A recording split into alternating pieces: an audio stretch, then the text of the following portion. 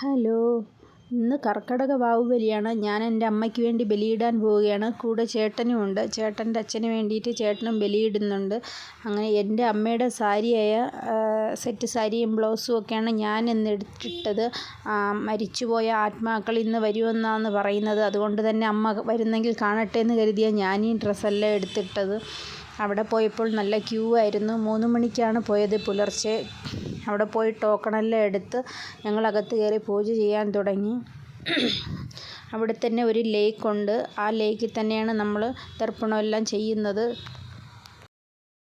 മൺമറഞ്ഞു പോയ ആത്മാക്കൾ വർഷത്തിലൊരിക്കൽ അവരുടെ രക്തബന്ധങ്ങളുള്ള ആൾക്കാരെ കാണാൻ എത്തുമെന്നാണ് ഒരു വിശ്വാസം. അതുകൊണ്ട് തന്നെയാണ് ഇന്ന് അന്നവും ദാഹജലവും അവർക്കായി കൊടുക്കുന്ന ഈ പൂജ ഇവിടെ നടത്തുന്നത്. അതുകൊണ്ടാണ് മുടങ്ങാതെ വർഷത്തിലൊരിക്കൽ ബലിപൂജ നടത്തണമെന്ന് പറയുന്ന ഒരു ഐതിഹ്യം വന്നത് തന്നെ അങ്ങനെയാണെന്ന് തോന്നുന്നു.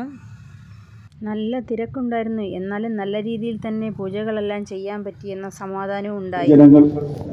ആ വർഷത്തിലൊരിക്കൽ നിങ്ങൾ ചെയ്യുന്ന ഈ ബലികർമ്മങ്ങൾ കൊണ്ട് പിതൃക്കൾക്ക് ഒരു ദിവസത്തെ ദാഹജലങ്ങളും നിവേദ്യങ്ങളും ലഭിച്ച് പുഷ്ടിവർദ്ധനം. പിന്നെ പൂജയെല്ലാം കഴിഞ്ഞ് അവിടെ തന്നെ തരുന്ന ഭക്ഷണമായ ഇഡ്ഡലി, സാമ്പാർ, വട എല്ലാം കഴിച്ച് ഞങ്ങൾ പിന്നെ തിരിച്ച് വീട്ടിലേക്ക് മടങ്ങി.